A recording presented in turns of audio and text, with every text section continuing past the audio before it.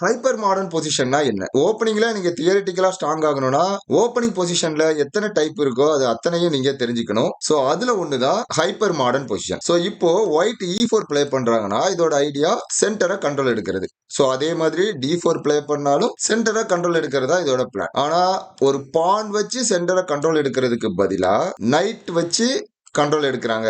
உதாரணத்துக்கு night F3ன்னு play பண்றாங்கன்னா இது ரெட்டி ஓப்பனிங். சோ இந்த நைட்டும் சென்டரா கண்ட்ரோல் தான் எடுக்குது. சோ ஒரு பானுக்கு பதிலா நைட் வச்சோ இல்லனா பிஷப் வச்சோ சென்டரை கண்ட்ரோல் எடுத்தாங்கன்னா அதுக்கு பேர் தான் ஹைப்பர் மாடர்ன் ஓப்பனிங். உதாரணத்துக்கு ஒயிட்ல NF3 இல்லனா NC3 Van Geet opening. Black point of வியூல பார்க்கும்போது ஒயிட் E4 ப்ளே பண்ணும்போது E5க்கு பதிலா NF6 அலகைன் டிஃபென்ஸ் ப்ளே பண்ணாங்கன்னா சோ நைட் இங்க சென்டரை கண்ட்ரோல் எடுக்குது. இது ஒரு ஹைப்பர் மாடர்ன் ஓப்பனிங். அதே மாதிரி G6 ப்ளே பண்ணாலும் இதுவும் ஒரு ஹைப்பர் மாடர்ன் பொசிஷன் தான். ஏன்னா இங்க பிஷப் G7 அடுத்த மூவ் ப்ளே பண்ணி பிஷப் வச்சு சென்டரை கண்ட்ரோல் எடுக்க போறாங்க. ஒயிட் D4 ப்ளே பண்ணாங்கன்னா இங்க NF6 ப்ளே பண்ணாலும் இது ஒரு ஹைப்பர் மாடர்ன் பொசிஷன் தான்.